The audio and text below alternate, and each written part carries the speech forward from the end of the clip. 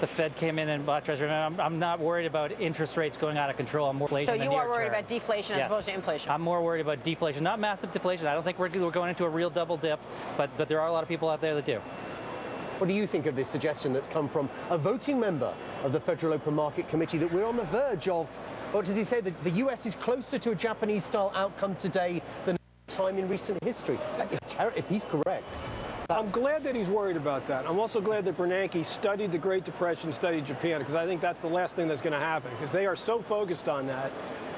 You know, there's a lot of tools they have to prevent that from happening. So from my perspective, I'm much more happy that they're talking about that than talking about hyperinflation, which is a long way down the road at this point. So let's I think that kind of protects us on the downside. Let's talk about how we protect ourselves in both these environments. You're a little more optimistic over a 6-month period. Eric, what do I want to do if I, in fact, do believe that the right move to sell into the rally? How do I want to protect my assets here? My issue is that in this environment, because we're probably going to see a lot of volatility over August, and we're probably going to see even more volatility in September, October, it's really going to be a trader environment. The day traders are probably the ones that are doing the best in this environment. Longer-term investors are just getting whipsawed around. On any particular day, you be up or down, 2 or 3%. Briefly, how would you? The bubble right here is in treasuries, Simon. I mean, that you got the long bond down at 3%. PE on the S&P is 12.5. On a long-term view, the bubble's in treasuries, not in equities. Okay, gentlemen, good to get your views. Thank you very much for that, Eric Ross and Steve Orff. We're coming up to the closing bell, an interesting session, a whipsaw session, as you can see there. The program Closing Bell continues, of course, with Maria Bartiromo.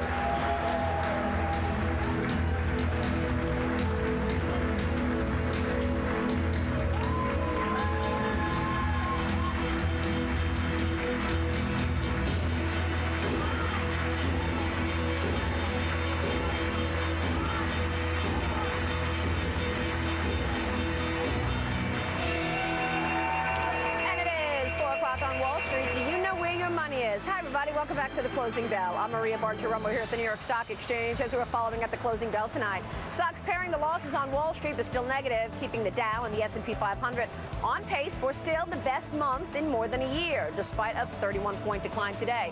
The Dow down about 100 points early in the session, but reversing course and then going negative again. Investors are turning their attention right now to tomorrow's important reading on the second quarter GDP. The sharp losses earlier in the day following comments from St. Louis Federal Reserve President James Bullard, who warned that the central bank's current policy could lead to a threat of deflation similar to Japan. We're just moments away from second quarter earnings from Amgen. We will have the very latest analysis on the biotech giants' numbers as soon as they're released, and we'll tell you if it impacts any other stocks in the sector. Take a look at how we finished the day on Wall Street with the Dow Jones Industrial Average at 4 p.m. on the street down 31 points, about 1/3% lower at 10,466. Volume not bad, just over 1 billion shares traded here at the big board. NASDAQ gave up 13 points, about 2/3% at 2251. And the S&P 500 tonight down about 0.5%, 4 points lower. Mary Thompson, our eye on the floor of the NYSE right now. Hi, Mary. Woo, Maria, what a day. Slight losses after some wild swings in the markets. The Dow trading in a 198-point range. The S&P and the NASDAQ posting their third straight days of losses. The Dow down for the second session in a row. Traders saying, you know what, though? The bears can't make it stick, pointing to what happened yesterday after the Beige Book report when the market sold off. But then investors jumped in, just like today when about midday some comments from the president of the St. Louis Federal Reserve caused the markets to drop to the lows. Investors still came in, saw a buying opportunity there, and again, pairing the losses for the day. I tell you what they weren't buying, though, were consumer stocks. They were weak throughout the session, and a lot of that has to do with some disappointing results released earlier today from Kellogg as well as Colgate-Palmolive. Both of those stocks under pressure, and the pressure actually extending through the other consumer stocks, including Dow Component Kraft as well as Procter & Gamble. We also saw weakness in semiconductors today. This was at play in the NASDAQ's loss, in large part because NVIDIA, which is a maker of chips used to make graphics, its stock was lower after the company forecast lower sales for the quarter. This in turn pressured some of its competitors, including Intel and AMD today. Also, take a look at this, an intraday chart of Oracle. Late in the day, we saw headlines crosses saying that from the DOJ, the Department of Justice, saying that Oracle actually defrauded the government on a software contract from 1998 to 2006. I'm not sure of that last date, but about 2006. The stock selling off late in the day and contributing to this 13-point decline that we saw in the NASDAQ today. Earlier, of course, we saw some gains in the market because we had some good, not great earnings, but early gains drove the Dow up just about points, and then the market started to sell off again because of the weakness that we saw in these consumer and semiconductor stocks. The Dow was down about 80 points, and then the St. Louis Fed President James Bullard came out and said, you know what, the U.S. is at risk at having a Japan-style recession, i.e. having deflation, and that pushed the market down just about another 30 points.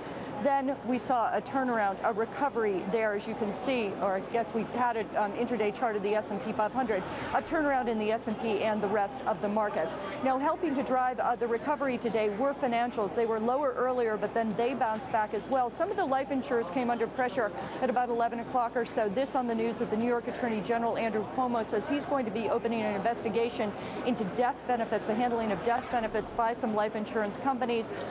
Metropolitan as well, or excuse me, MetLife as well as Prudential pressured there. But as I said, they did recover late in the day. And we also want to point out that energy actually turned mixed. This was stronger early in the day. We had decent numbers from ExxonMobil, but it did close lower. Again, the Dow off just about 30 points. Maria, back to you. I'm surprised at that reaction to ExxonMobil. Looked like a pretty good report earlier today. Mary, thank you. We'll see you a little later. Mary Thompson. So how should you be positioned, and how should we read into today's late day turnaround? The important report out tomorrow, the GDP numbers. Let's bring in some market watchers and investors. Todd Salamoni is with us. He's from Schaefer's Investment Research. Tom Porcelli, economist with RBC Capital Markets. Gentlemen, good to see you. Good to see you, Thanks Maria. for joining us. Let me kick it off with you, Tom. What are your expectations on the GDP report tomorrow? Yeah, so we're slightly below consensus. We're looking for about 2.4%. That would obviously be a slowdown from what we saw the previous quarter. I think compositionally this report will probably look a little bit better than what we saw the previous quarter. But I think the important point is going to be, again, if you look at final sales, which is basically GDP less inventories, you're still looking at a very moribund environment here.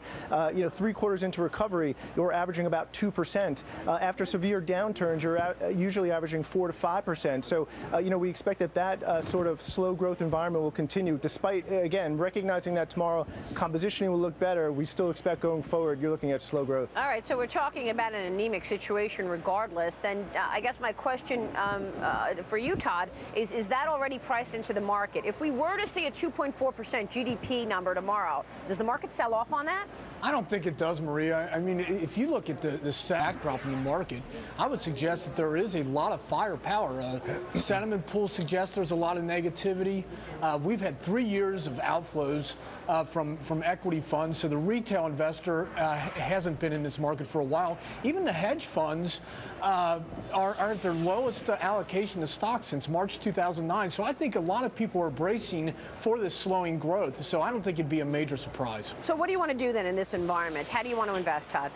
Well, like I said, I think from a sentiment perspective, there is a lot of firepower on the sidelines. But the big question is, when does this come back? Investors are thinking about a lot: reform, regulation, taxes, midterm elections. So we could see a lot of choppiness. I think if you are long, you do want to have some put protection, some hedge protection in place, bracing for the possibility of a rally, but also realizing that we're going to have these volatile chops, if you will, in the months and weeks ahead.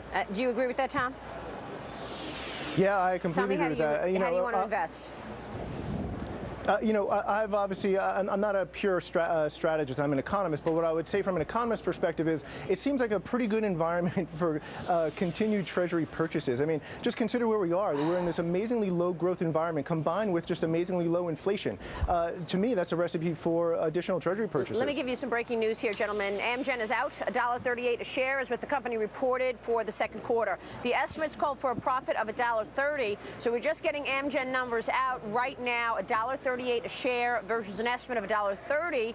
Revenue estimate $3.74 billion. We are waiting on more info, but that's the headline, $1.38 on Amgen. How have corporate earnings been in general, Todd Salamoni? Are you impressed? Are you unimpressed, or what? In general, they've been great. I believe over 80% have beaten expectations. So that's the good news. But the bad news